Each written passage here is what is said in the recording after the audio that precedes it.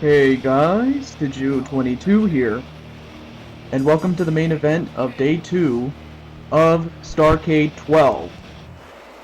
I'm your host Tiju22, and we have the World Tag Team Champions, Capitan Monastadio and Jerry the King Lawler of the Republic. And the Republic have been champions ever since winning them at WrestleMania 2, which was the Season 2 finale last season. I apologize, I had a bit of minor brain freeze right there. I apologize, and it also comes down to me being rusty. I mean, other than setting up for Starrcade, I also had to do some schoolwork, but enough about that. Now, to replace Edge and Christian, who no-showed, you have Mantar and Arn Anderson, the Four Horsemen. Even though it's only just two of them, but still, you get the idea. And these guys were ultimately chosen. Originally, they were not scheduled to be in any matches, let alone a major match, but desperate times call for desperate measures, and we had to get these two guys to come in. So for Mantar, this is his first opportunity to win a major championship, and he can do it if he can just keep his emotions in check.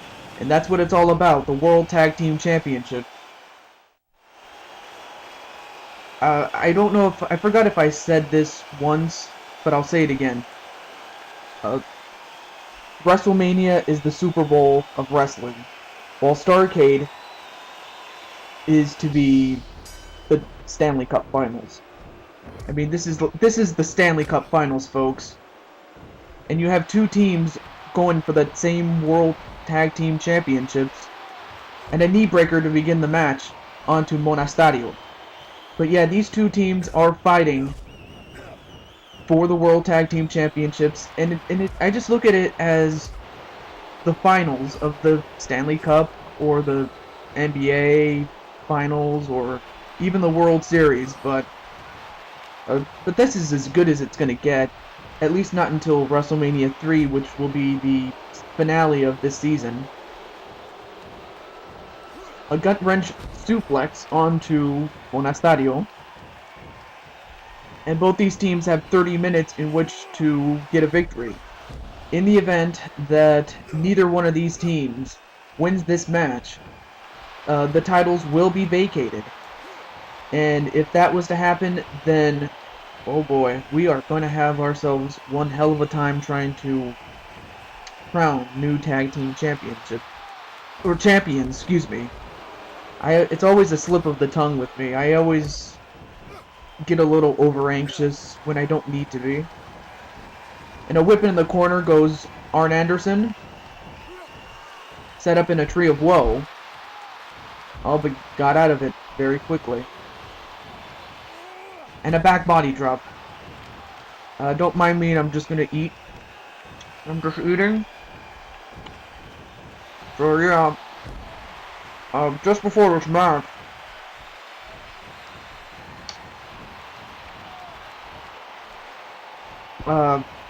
I was helping. I was helping the truck, or what is it? The foreman, or the delivery people take down the truckloads of food that we need to feed the wrestlers.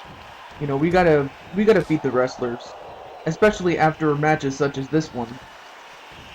And we were running short, so we had to call in a supply of food. But while that's happening, Monastadio's on the outside, and Mantar is going right after him.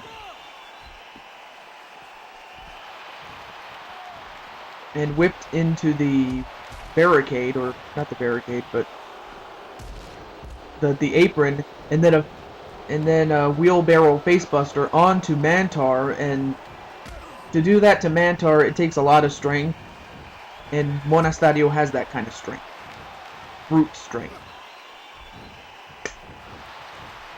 I'm just eating again, I apologize. whipped into the Horseman's corner, but escaped did Monastario.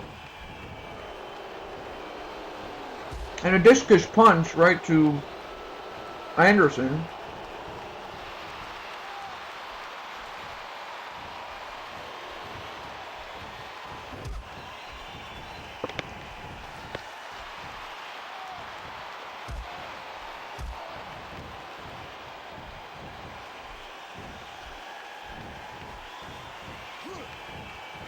And a knee breaker. And that's a good start to try to get rid of the base, to try to weaken the legs of Monastario, and if you can do that, you might be able to win. But Monastario, ever since winning the championships, the World Tag Team Championships, every time he has defended those championships, he has been successful. And an elbow backbreaker bridge that breaks Anderson's back in half, and then a chop block to Anderson. So now it's Anderson who is in trouble, as the King has just tagged in. So for the Republic, they want to keep one of their opponents in the ring at all times and tag in and out as much as possible. That is their strategy to win. For the Horsemen, they gotta do the same thing and keep Jerry Lawler or Monastario in the ring at all times.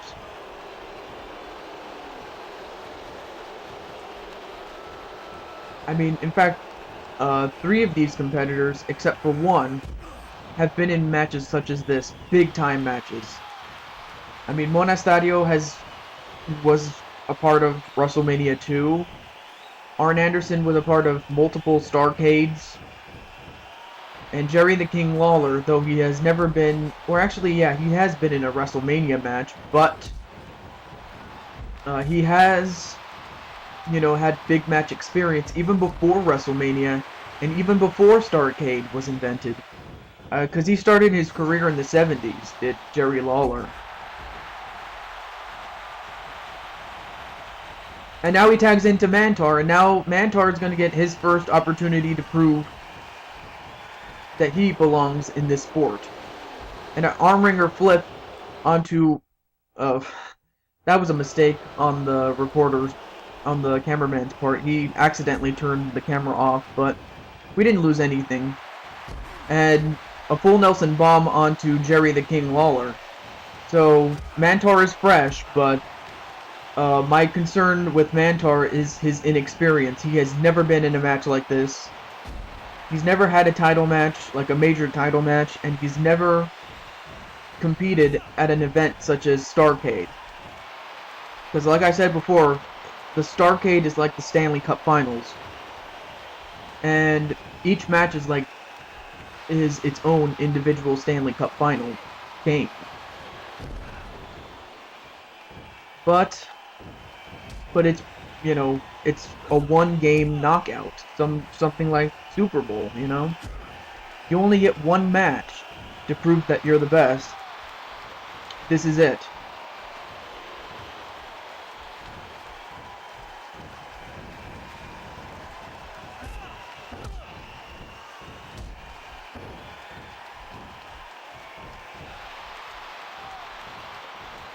And Jerry, with that experience, gets out of that arm lock.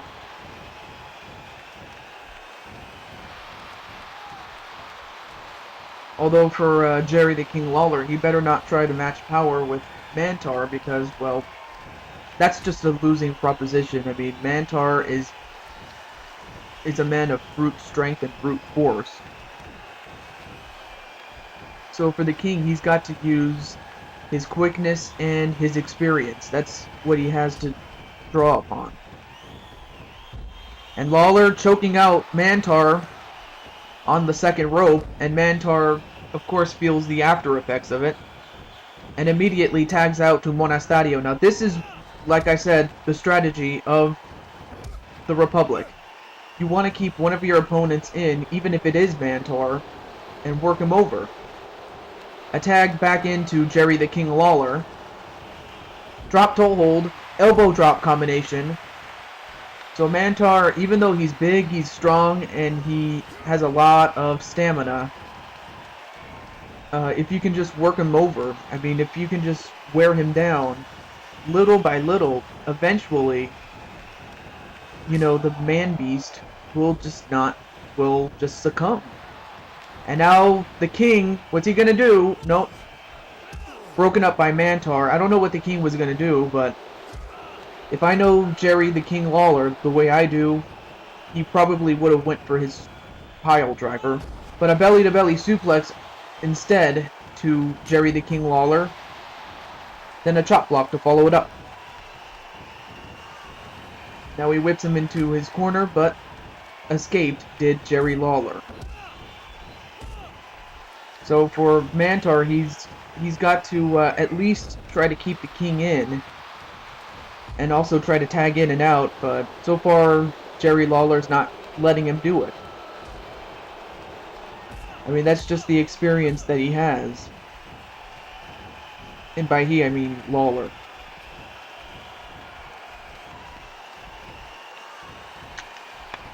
I'm just getting another bite to eat. Never mind me. And, oh yeah, I almost forgot to mention, in the last match, I forgot to mention that if Mr. Rogers would have won the World Heavyweight Championship, that would have been his 4th World Championship overall, and it would have been his first since 1987. And he lost that championship to my father, to Jew. And his loss to Jew was the end of an era, which was back in the day. Well, wait a minute. 1, 2, no. Kick out by Jerry Lawler. But like I said, as I was about to say, back in the day, world champion, yeah, anyone who was a world champion back in the day, they would be able to hold on to it for not months, not days, but years. And another pinfall attempt that was broken up by Monastadio. So yeah, title reigns used to last years, not months, not days, not even weeks, but years. And the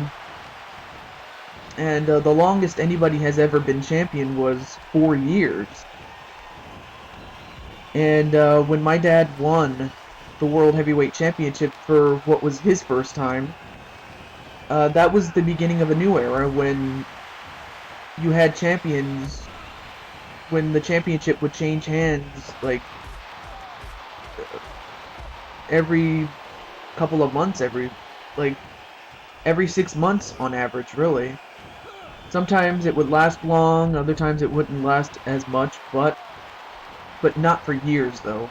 We haven't had a year-round champion since 1986, and Mr. Rogers was the last guy to do it. So, yeah, you're not going to see a lot of champions hold their championships longer than, what, a calendar year? Or even a full-blown year. I mean, it's just hard to do nowadays. But yeah, Mr. Rogers losing to my dad was the beginning of a new era and the end of an old era. So, that's all I gotta say about that. Meanwhile, Mantar has just been getting pounded, and the Republic, to their strategy, is keeping Mantar in there. I mean, yeah, Mantar is big and strong, and uh-oh, wait a minute! Pile driver! Pile driver right to Monastadio, and Monastadio's down for the count. Oh, no, wait a minute. Mantar made a mistake. He should have went for the cover, but instead wanted to inflict more punishment onto Monastadio. That could have been it, folks, had he went for the cover, but yeah, Monastadio. Oh no, wait a minute, he's gonna do it again. No, countered into a facebuster. And just as Mantar was about to tag out, he gets a Luthez press with, a Luthez press with punches for his trouble, and then a knee right to the arm. Pinfall cover. 1, 2, 3, and Mantar just could not take any more punishment, as he failed to tag out to Arn Anderson, and the Republic managed to keep Mantar in check, and as a result, they are still the champions. But congratulations to the Republic. It was a hard-fought victory, but they earned it. Well, that's going to do it for day 2.